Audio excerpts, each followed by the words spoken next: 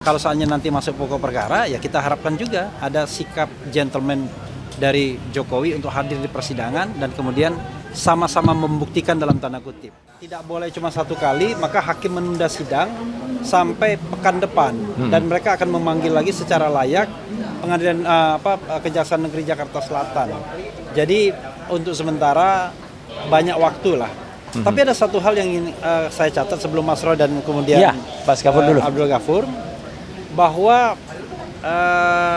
kami tidak ingin menyerang siapapun, tapi kalau kami dikatakan menunda-nunda, ya kalau dalam fakta hari ini yang menunda itu bukan kita. Nah itu. Penundaan terjadi 1 pekan kemudian karena ketidakhadiran turut termohon dalam hal ini Kejaksaan Negeri yang juga akan menjadi penuntut kalau misalnya masuk perkara pokok. Jadi sekali lagi ya, yang namanya pra-peradilan ini adalah hak. Yang tidak boleh adalah mengulangi permohonan yang sama karena akan nebis in idem. Tapi selama item permohonannya itu berbeda, itu adalah hak. Hak itu bisa kita ambil, bisa tidak. Jadi tidak boleh ada siapapun yang kemudian mengatakan hak itu tidak boleh digunakan dengan prejudice gitu ya. Dengan prejudice mengatakan bahwa mengulur-ngulur waktu, kemudian menghindari pokok perkara dan lain sebagainya. Karena kalau kita bicara perjuangan untuk Mas Roy ya, bagaimana misalnya menyelamatkan dalam tanda kutip Mas Roy dari kriminalisasi, terutama pengenaan pasal 32 ayat 1 dengan ancaman hukuman 8 tahun dan kemudian pasal 35 dengan ancaman hukuman 12 tahun, maka pra-peradilan ini adalah sarana yang sah, legal untuk memperjuangkan itu sebelum kita masuk pokok perkara. Mereka yang tidak merasakan status tersangka dan kemudian nanti bisa jadi terdakwa seperti Mas Roy dan kemudian Dr. Tifa sudah menjadi terdakwa, itu enak saja ngomong gitu ya. Tapi coba kalau posisinya diubah, yang jadi tersangka dan calon terdakwanya adalah mereka, saya kira pikirannya juga akan sama. Bagaimana kita melindungi klien kita, ya, kemudian berusaha membela sekuat-kuatnya agar dia bisa dibebaskan karena kami yakin bahwa ini ada kriminalisasi. Soal pembuktian ijazah along with, bersamaan. Kalau soalnya nanti masuk pokok perkara, ya kita harapkan juga ada sikap gentleman dari Jokowi untuk hadir di persidangan dan kemudian sama-sama membuktikan dalam tanda kutip. Mas Roy membuktikan bahwa ijazah itu memang palsu sesuai dengan keyakinan dia dan penelitian dia, subject to pastinya. Kemudian dia juga mau dan berani menunjukkan bahwa memang ada ijazah S1-nya. Walaupun saya baru aja mendengar tuh ada orang yang bercerita pada saya yang wah ini bagus juga ceritanya, yang makin menambah keyakinan kita bahwa there must be something wrong dengan Solo. Begitu ya. Oke. Ya, silakan siapa dulu? Mas. Ayah dulu. Ya, silakan Bu Ayah. Ibu Soraya. Assalamualaikum warahmatullahi wabarakatuh. Waalaikumsalam warahmatullahi wabarakatuh. Terima kasih hari ini rekan-rekan semua, pers, teman-teman YouTuber semua sudah membersamai kita semua.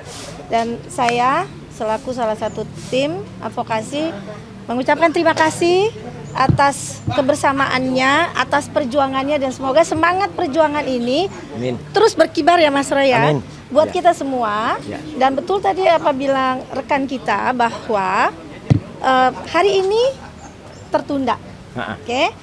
Nanti akan dilanjutkan dan kita masih terus akan berjuang dan tidak pernah putus semangat juang kita ya Mas Roy ya. Selalu. Yang pasti untuk hari ini agenda kita memang tertunda. Dan nanti kita akan lanjutkan lagi. Siap. Terima kasih Mas. Terima kasih Bu Soraya. Mas Ghafur. Mas Yasena dulu. Yasena dulu. Ya, ini. Dipanggil Mas kayaknya nggak cocok. Iya, Besar ini kayaknya. Memang orang besar sulit ya. Iya. Baik, assalamualaikum warahmatullahi wabarakatuh. Waalaikumsalam. Kami dengan penuh semangat ya hari ini untuk melaksanakan Prapid ketiga terkait dengan masalah rehabilitasi yang ada kaitannya dengan Prapid pertama. Ya, Prapid pertama alhamdulillah Allah melindungi bersama kita. Dan itu juga di putusan hakim yang mengatakan 14 hari setelah putusan ini silahkan ajukan untuk Prapid. Kami lakukan hari ini ya. Jadwalnya tadinya tanggal 28, hari Minggu depan, hari Selasa. Nah, ternyata maju ya menjadi hari ini hari Rabu ya. Alhamdulillah kami hadir, dari pihak termohon juga hadir lengkap. Nah, kami udah siapkan semua berkas. Dengan penuh semangat. Ini kita udah waduh luar biasa lah ya. Udah begitu duduk kita siapkan berkas, legal standing kita kasihkan semuanya.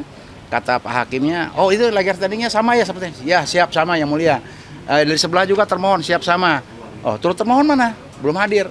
Kata beliau sudah dipanggil, tapi ternyata belum hadir. Nah, terpaksa harus mengikuti aturan, harus dipanggil 2 kali maksimal. Kalau sudah dipanggil 2 kali maksimal, ya berarti dianggap lewat, kan gitu. Berarti sidang akan dilaksanakan. Dianggap yang bersangkutan hadir, seperti itu aturannya, ya. Dan alhamdulillah sekarang ya jangan sampai ada bunyi ngulur-ngulur waktu lagi, nggak ada. Siapa yang ya, ngulur waktu? Kita nggak ngulur-ngulur waktu, kita laksanakan sesuai dengan KUHAP. Ya, aturan mainnya seperti itu. Mungkin itu tambahan dari saya karena tidak ada yang perlu disampaikan karena ketuk palunya seperti itu tadi, ya. Ya, mohon dukungannya, mohon doanya, semoga kebenaran itu tetap di atas segalanya. Amin. Terima kasih. Assalamualaikum warahmatullahi wabarakatuh. Yuk. Oke, sebelum Mas Roy ya. Ya.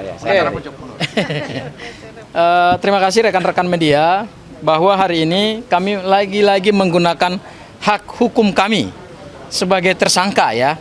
Jadi kalau ada yang mau mengatakan bahwa Mas Roy ini sudah statusnya sebagai terdakwa dan kami selalu men-challenge mana pihak yang mengatakan Mas Roy sebagai terdakwa berarti belum memahami KUHAP dengan sebenar-benarnya gitu. Mas Roy ini statusnya masih sebagai tersangka. Makanya di dalam pasal 158 KUHAP yang baru, permohonan pra peradilan itu statusnya harus diajukan oleh seseorang tersangka, bukan terdakwa ya. Nah, karena Mas Roy ini masih menjadi tersangka, maka kami menggunakan hak hukum kami, yaitu apa? Mengajukan permohonan pra peradilan untuk yang ketiga. Ketiganya berkenaan dengan apa? Berkenaan dengan pelaksanaan putusan pra peradilan yang pertama, yaitu adanya pertimbangan hakim tunggal pra peradilan di dalam rasio desiden di putusannya bahwa terhadap permohonan ganti kerugian maupun rehabilitasi akibat kesewenang-wenangan penyidik dalam melakukan penangkapan dan penahanan, monggo dimohonkan pada permohonan pra peradilan yang lain dengan tenggang waktu tidak boleh melebihi 14 hari. Dan kami hari ini melaksanakan putusan hakim. Jadi kami datang ke Pengadilan Negeri Jakarta Selatan hari ini bukan lagi-lagi ingin menunda persidangan ya. Bukan. Karena kalau kami tidak melaksanakan putusan hakim, kami juga nggak patuh juga terhadap hukum gitu ya. Jadi ini tidak ada urusannya dengan framing di luar bahwa ini menunda-nunda persidangan, tetapi kami melaksanakan putusan hakim. Betul. Karena putusan hakim itu asasnya adalah res judicata pro varite habetur, yaitu putusan Harus itu dianggap sah dan benar sepanjang belum dibatalkan. Karena putusan pra peradilan ciri khasnya tidak ada upaya banding dan kasasi dan tidak bisa dibatalkan oleh pengadilan di atasnya sehingga sifatnya adalah final and binding. Ya, terakhir dan mengikat dan kami laksanakan itu. Hal yang kedua, kami memohonkan ganti kerugian. Ya. Kami memohonkan ganti kerugian dan saya kira teman-teman juga sudah tahu berapa nilainya gitu ya. Dan kami merumuskan nilai ganti kerugian itu para awak media itu berdasarkan aturan perundang-undangan. Bukan berdasarkan kemauan kami sendiri gitu. Karena tidak bisa juga kami memohonkan ganti kerugian misalnya 0 rupiah atau 1 rupiah atau 100 rupiah atau 1000 rupiah atau 10.000 rupiah. Itu samanya kan kami menghina pengadilan. Kenapa? Karena persidangan ini dilaksanakan dengan uang negara selama 1 minggu ya 7 hari dan telah ditunjuk hakimnya, telah ditunjuk panitranya. Masa hanya untuk permohonan 1.000 rupiah atau 10.000 rupiah atau 100.000 rupiah harus dilaksanakan pengadilan yang mahal seperti ini gitu. Oleh karena itu kami mengajukan nilai itu sesuai dengan batas yang diberikan oleh aturan perundang-undangan dan hitungannya itu sudah sesuai. Kami tidak mungkin juga mengajukan 1 rupiah gitu. Itu kan sama aja kami menghina. Dan yang terakhir mungkin nanti ditambahkan oleh Mas Roy secara lebih detail bahwa kalaupun kami pada akhirnya memenangkan pra peradilan untuk permohonan yang ketiga, nilainya itu tidak untuk kepentingan hukum Mas Roy, tidak untuk juga Bang RH, tidak juga untuk saya, Mbak Soraya, kemudian Pak Yasena, Mbak Jeje, Mbak Azmi dan yang lain. Enggak. Kami akan menggunakan itu untuk kepada pihak-pihak yang berhak menerima. Anggaplah itu semacam ya mungkin sedekah.